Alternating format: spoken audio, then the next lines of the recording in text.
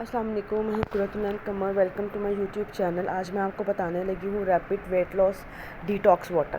پہلے آپ نے لینے ہیں 4 سے 5 گلاس یا 5 سے 6 گلاس پانی۔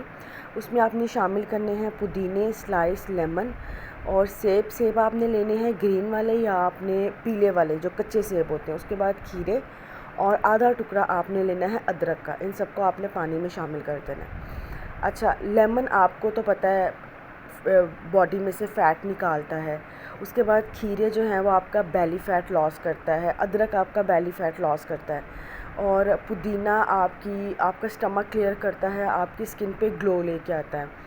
اور اس پانی کا مقصد اور اس پانی کا جو مین ریزن ہے وہ یہ ہے، آپ کی پوری باڈی کو یہ کلیئر کرے گا۔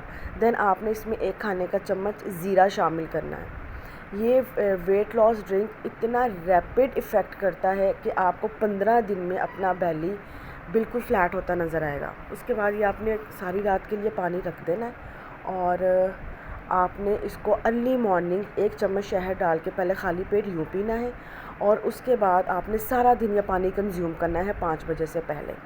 Thank you so much for watching. میرے چینل کو سبسکرائب کر دیجیے۔